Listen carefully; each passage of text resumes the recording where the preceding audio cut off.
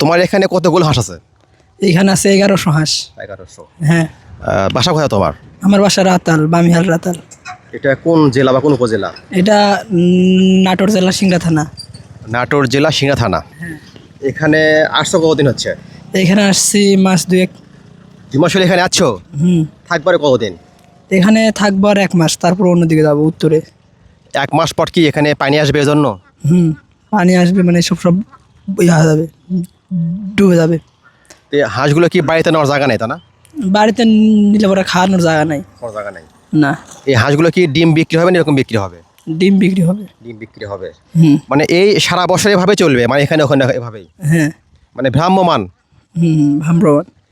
মোটামুটি এই 1100 হাঁস থেকে মানে কত টার্গেট 1 বছরে এরকম ডিম বিক্রি করে ইনকাম হবে? 1 বছরে তো মানে প্রচুর লাভ।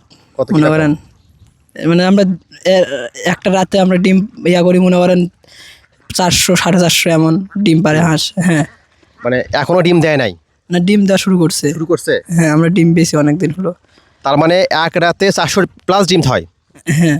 আর ডিম দাম কত? ডিমের দাম এখন মনে করেন 1300 করে।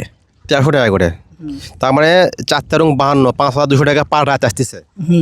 আচ্ছা, এখানে যে থাকো এই চরের ভিতরে কোনো সমস্যা হয় না? না, কোনো সমস্যা নেই। মানে চুরি বা এরকম কোনো কিছু না হয় না, এমন কোনো সমস্যা নেই এখানে। সমস্যা নেই? না। তারপর এই হাঁস যদি ডিম পা শেষ হয়ে গেলে তারপরে কি হবে? এই ডিম মানে আমরা হাঁস আমরা 1 বছর পর পর চেঞ্জ করি, মানে এটা বেছে অন্যটা নেই। এই হাঁসগুলো কি খাওয়ানো হয়? হাঁসগুলোকে মানে ফিট, তারপরে গম, ধান আর লেয়ার দেওয়া হয়। তো সে অনুযায়ী মানে 1100 হাঁসের প্রতি মানে দৈনিক কত খরচ হয়? 1100 হাঁসের প্রতি দৈনিক 3000 টাকা খরচ পড়ে।